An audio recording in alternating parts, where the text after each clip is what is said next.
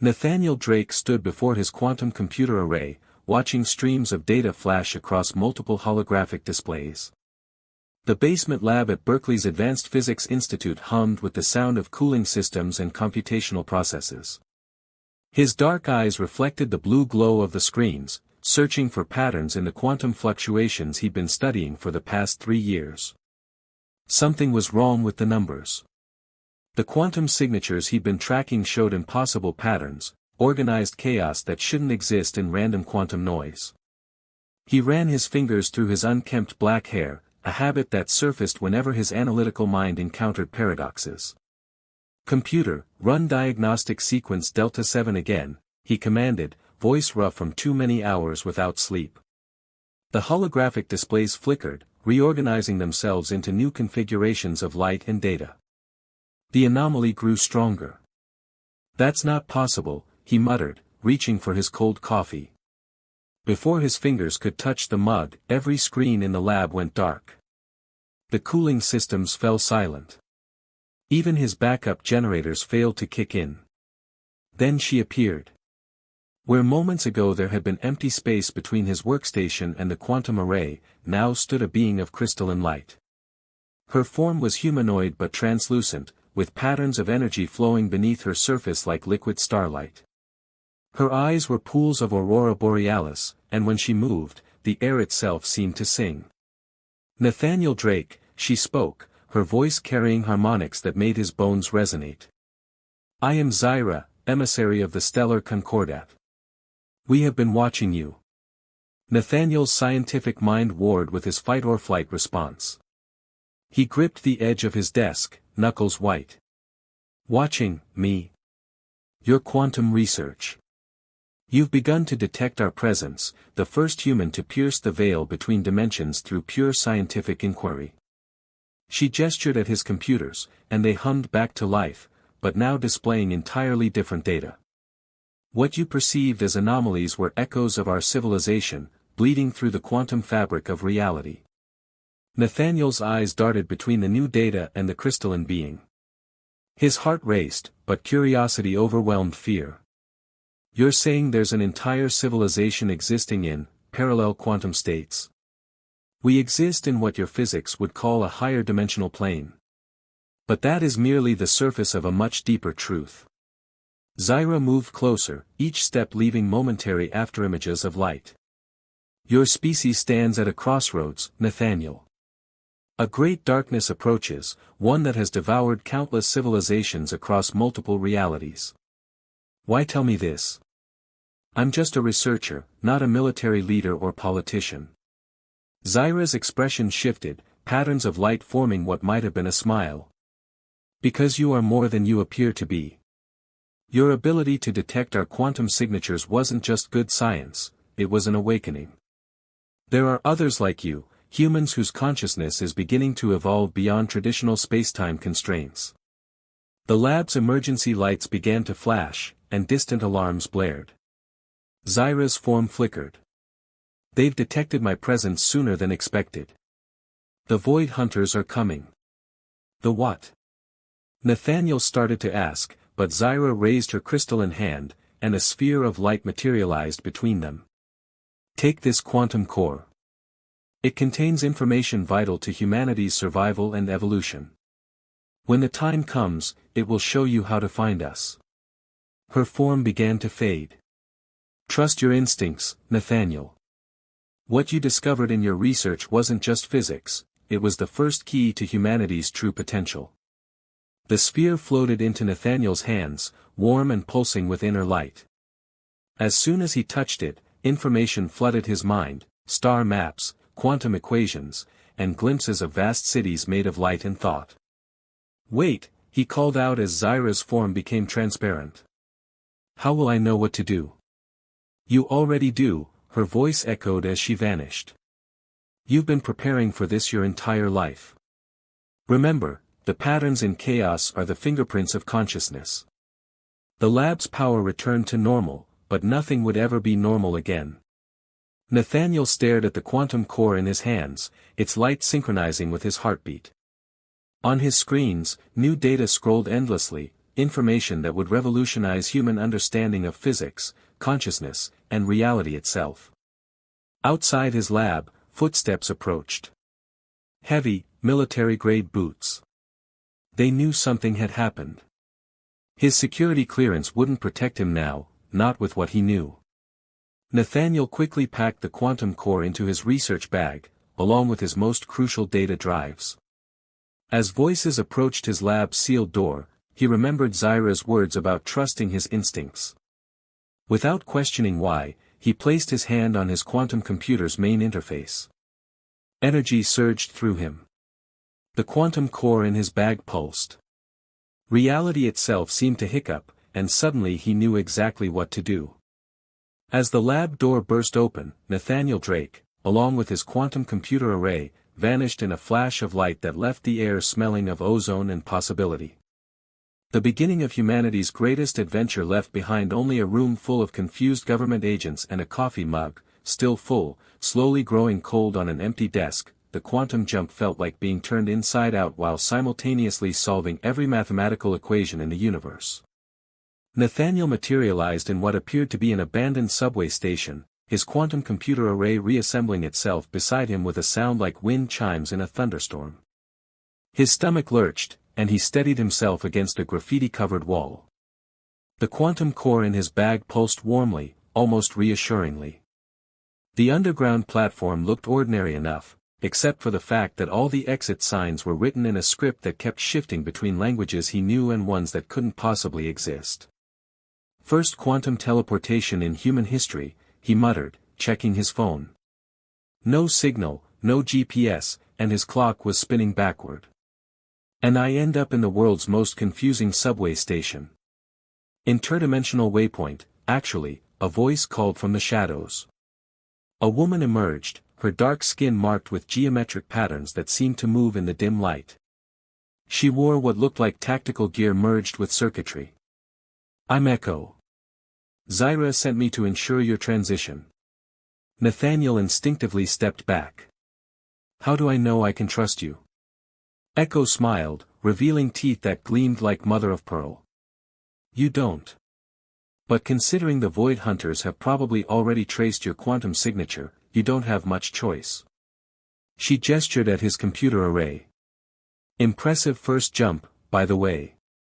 Most newcomers leave half their atoms behind. As if on cue, a deep rumbling shook the station. Echo's expression hardened. They're here. The hunters move fast between realities, they've had eons of practice. She pulled what looked like a crystal shard from her belt. Time for your crash course in interdimensional warfare. The far end of the platform erupted in darkness, not shadow, but an absence of existence that made Nathaniel's eyes hurt. From it emerged three figures in armor that seemed to absorb light. Where their faces should have been, there were only swirling voids. The quantum core, their voices grated in unison. Surrender it, and your death will be quick. Echo's crystal shard expanded into a staff of pure energy. Nathaniel, remember those patterns you found in quantum noise? They weren't just data, they were weapon signatures. Your research wasn't just detecting our civilization, it was recreating our defensive systems. The Void Hunters advanced. Nathaniel's mind raced through years of quantum equations, suddenly seeing them in a new light. The patterns, the fluctuations, they weren't random. They were instructions. Without thinking, he pressed his hand against his quantum array. Energy surged through him, and the computer's displays lit up with familiar yet transformed equations. The quantum core resonated with his thoughts, and suddenly he knew exactly what those patterns meant. Echo, duck, he shouted, as pure quantum energy erupted from his array. The beam struck the first Void Hunter, causing its armor to collapse in on itself with a sound like reality hiccuping. The other two scattered, their void weapons leaving trails of unlight in the air. Echo moved like liquid lightning, her staff cutting through the darkness they projected. Not bad for a beginner, she called out, deflecting a void blast. But we need to move. This waypoint won't hold much longer. Nathaniel's fingers flew over his quantum interface, each equation now feeling like both mathematics and music. Where exactly are we going? The Stellar Concordat's hidden station, Nexus 9. It's where we've been gathering others like you. Echo trapped one of the hunters in a cage of light. Earth isn't the only world awakening to its quantum potential. But it might be the most important. The last hunter launched itself at Nathaniel, its void blade aimed at his throat. Pure instinct took over. He raised his hand, and the quantum core responded, creating a shield of crystalline energy. The hunter's blade shattered against it, and Echo's staff finished the job. What am I? Nathaniel asked, staring at his hands, still glowing with quantum energy. What are any of us? Echo helped him quickly disconnect his array. The next step in human evolution. Your species has been on the verge of a quantum awakening for centuries.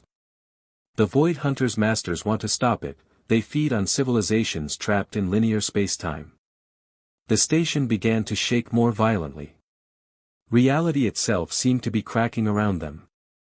Through the fissures, Nathaniel caught glimpses of other worlds, other possibilities, cities of crystal, oceans of thought, forests of living mathematics.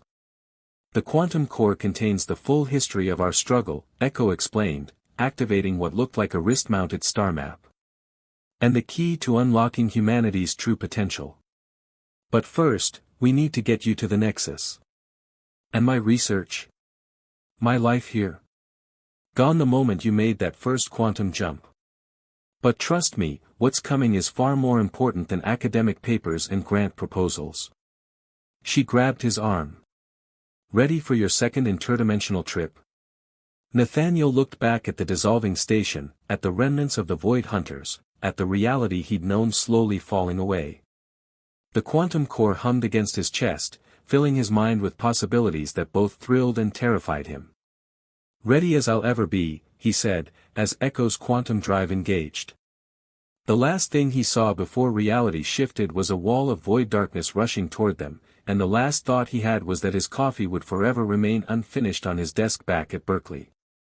The jump felt different this time, less like being turned inside out and more like remembering a dream he'd had since childhood. As they traveled through quantum space, Echo's voice reached him, "Welcome to the war for reality itself, Dr. Drake. Try not to die before your training begins." Nexus 9 defied every law of physics Nathaniel thought he knew. The space station existed in multiple dimensions simultaneously, its crystalline architecture flowing like frozen music through spacetime. As he and Echo materialized on one of its quantum-locked platforms, his mind struggled to process the impossible geometry around him. "Stop trying to understand it with traditional physics," Echo advised, steadying him as he swayed. "Your human brain is still trying to compress 11 dimensions into 3. Give it time." The platform they stood on overlooked what appeared to be a vast atrium filled with beings from across the cosmos. Some were humanoid, others were patterns of pure energy, and a few seemed to exist only as mathematical equations given consciousness. Above them all, a massive holographic display showed countless worlds, each marked with pulsing quantum signatures. "Those are the awakening worlds," a new voice said. A tall figure approached, his form shifting between solid matter and pure light. "I am Quantum Architect Theron. Welcome to the archive, Dr. Drake." Nathaniel noticed how other beings turned to watch them pass, their expressions ranging from curiosity to what might have been hope. "Why do they look at me like that?" "Because you're the first human to independently discover quantum consciousness manipulation," Theron explained, leading them through corridors that seemed to rearrange themselves as they walked. "Most species need centuries of guidance before achieving what you stumbled upon in your basement lab." They entered a vast chamber that Nathaniel's mind insisted couldn't possibly fit inside the station he'd seen from outside. The walls were lined with floating crystals, each containing what looked like living information. "The Celestial Archive," Echo said reverently. "Every quantum discovery, every evolutionary leap, every battle against the void, all preserved here." Theron waved his hand, and one of the crystals floated down. "Show him," he commanded. The crystal erupted into a holographic display that filled the chamber. Nathaniel watched in awe as the history of the cosmos unfolded before him. He saw civilizations rise and achieve quantum awakening, only to be devoured by masses of void darkness. But some fought back, learning to weaponize consciousness itself. The void hunters serve entities we call the entropy lords, Theron explained. They feed on potential, the possibility of evolution, of transformation. Earth's quantum awakening threatens them because humanity has something unique. What's that? Echo smiled. Chaos. Creative chaos. Most species evolve in predictable patterns. Humans. You're quantum wildcards. Your consciousness doesn't just pierce the veil, it rewrites reality's rules. The hologram shifted to show Earth, surrounded by threads of quantum potential. Your research wasn't just detecting our signals, Theron said. It was creating new forms of quantum manipulation. Forms even we hadn't discovered. Nathaniel's quantum core pulsed, and suddenly the hologram responded, shifting into new configurations. Both Echo and Theron stepped back in surprise. That shouldn't be possible, Theron whispered. He's rewriting archive protocols without training. I'm what? Nathaniel asked, but he could feel it, the quantum mathematics flowing through his mind, each equation a key to reshaping reality itself. A warning alarm blared. Red light pulsed through the archive's crystalline walls. Echo's tactical gear shifted, weapons materializing from quantum space. Multiple breaches, she reported. Void hunters found us faster than expected. Theron, we need to move him to the training chambers. No time, Theron said, his form solidifying fully.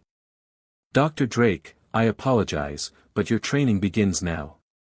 He pressed his hand to one of the archive crystals, and pure information flooded into Nathaniel's mind.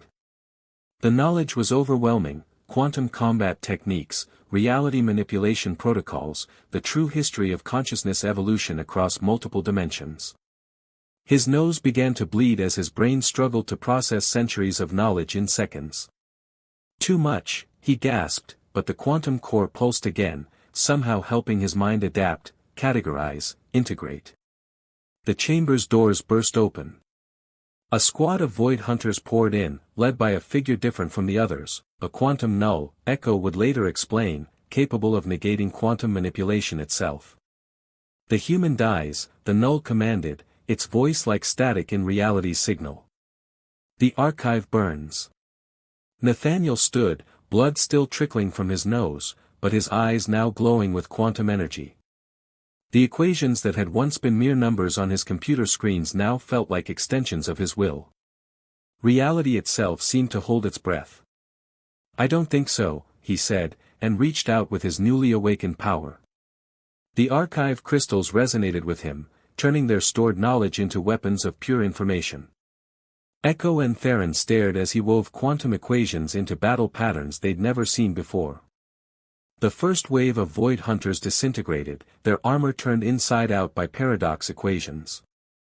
The null pushed forward, its negation field making reality scream. Impossible, it hissed. No awakened species has ever. That's humanity's gift, Echo shouted, her weapons combining with Nathaniel's quantum assault. We don't care what's impossible. Theron's form erupted into pure energy as he joined the battle. The archive must be protected. Dr. Drake, the containment protocols. Nathaniel didn't know how he knew what to do, but his hands moved through quantum space, weaving a cage of pure mathematics around the chamber. The null screamed as it found itself trapped in an equation that proved its own existence impossible. As the battle raged, Nathaniel felt something deeper awakening, not just knowledge of quantum physics, but an understanding of why humanity's chaos frightened the entropy lords so much. In their unpredictability lay the power to change reality's rules themselves.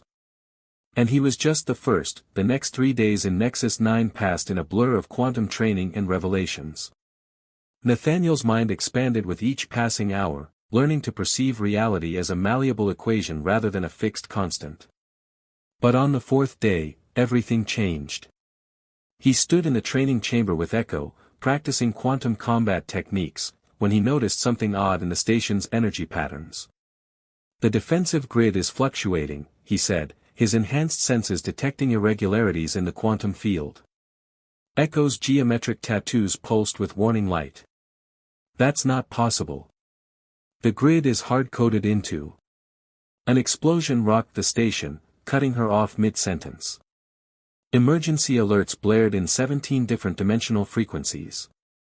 Through the quantum mesh that connected all of Nexus 9, Nathaniel felt hundreds of void hunters materializing throughout the station. But something was wrong with their arrival pattern. They're not breaching in, he realized, horror dawning. They're being let in. Theron burst into the chamber, his form flickering between states of matter. The Quantum Council chamber is under attack. Someone disabled our internal defenses. A traitor, Echo hissed, her weapons forming from quantum space. But who has that level of access? Nathaniel's quantum core pulsed urgently. The equations flowing through his mind shifted, revealing a pattern he'd seen before but hadn't understood. During the archive battle, he said, I noticed something in the quantum signatures. One of them was wrong. Like a mathematical echo trying to hide itself. The station shuddered again. Through the quantum mesh, Nathaniel felt minds winking out as the void hunters advanced. But now he could also feel something else, a familiar presence, twisted into wrongness. Architect Lyra, Theron whispered, his light dimming. She's been compromised. Echo cursed in quantum mathematics. The head of the council. For how long? Long enough to plant quantum decay protocols throughout our defenses, Nathaniel said, his enhanced mind racing through possibilities. But she made a mistake. She calculated everything using standard quantum algorithms.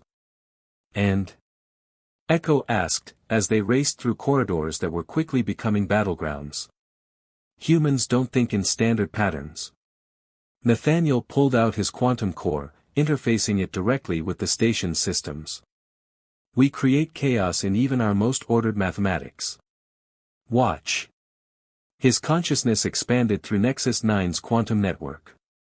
He could feel Lyra's corrupted presence in the council chamber, her once brilliant mind now a void-twisted weapon.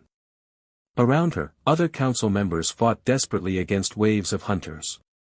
Nathaniel reached deeper, past the station's normal defenses, into the quantum bedrock of reality itself. There, in the mathematical foundation of existence, he began to weave new equations, patterns that no sane physicist would ever conceive. What are you doing? Theron demanded, watching reality ripple around them. Fighting chaos with chaos, Nathaniel replied, his voice resonating with quantum harmonics. Humanity's gift, remember. Through the quantum mesh, he broadcast a call for help, not in words or even thoughts, but in pure mathematical potential. Throughout the station, other quantum warriors received his message, understanding instinctively what needed to be done. The battle that followed would be recorded in the archive as the Nexus Paradox. Void hunters found their perfectly ordered attacks disrupted by impossible equations. Their void weapons malfunctioned when confronted with mathematical proofs that shouldn't exist. Echo led a team of quantum warriors through the station's upper levels, her tactical genius combining with Nathaniel's chaotic mathematics to devastating effect. Theron coordinated the station's remaining defenses, using Nathaniel's new protocols to seal off dimensional breaches. But in the council chamber, Lyra was working on something bigger. Nathaniel could feel her corrupted quantum signature reaching out across spacetime, trying to create a permanent breach to the Entropy Lord's domain. We need to stop her, he said, his nose bleeding again from the strain of maintaining his quantum alterations. If that breach opens, reality itself will start to unravel, Theron finished. But the council chamber's defenses are based on standard quantum mathematics, Nathaniel smiled, despite the gravity of the situation. Good thing I never learned to do things the standard way. He reached out with his power, feeling Echo and other warriors doing the same. Together, they created a quantum siege engine unlike anything the archive had ever recorded, a weapon built from pure human creativity and impossible mathematics. The council chamber's doors, designed to withstand dimensional bombardment, shattered under an equation that proved they didn't exist. Inside, they found Lyra standing in a vortex of void energy, her form barely recognizable. "You don't understand," she called out, her voice distorting. "I've seen what's coming. The entropy lords are inevitable. Better to surrender now than watch all of reality burn." "That's where you're wrong," Nathaniel replied, quantum energy coursing through him. "Humanity's greatest strength isn't our technology or even our quantum potential.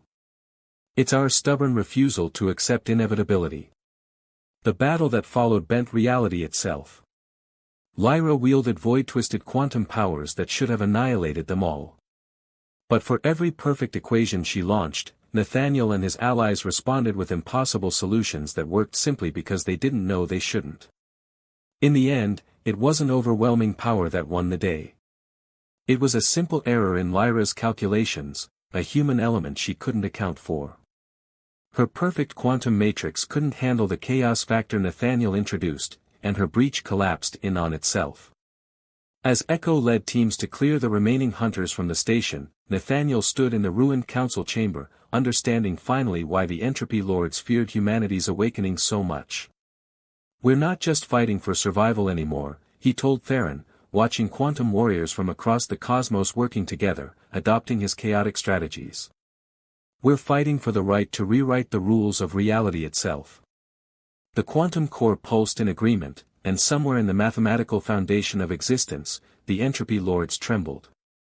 In the aftermath of the Nexus 9 battle, Nathaniel stood before the reconstructed Quantum Council, his mind still processing the changes of the past week. The chamber had been rebuilt, but now featured a new addition, a quantum mathematics display showing the chaotic patterns that had saved the station. "The entropy lords will retaliate," Echo warned, her tactical displays showing void energy buildups across multiple dimensions. Lyra's betrayal was just the beginning.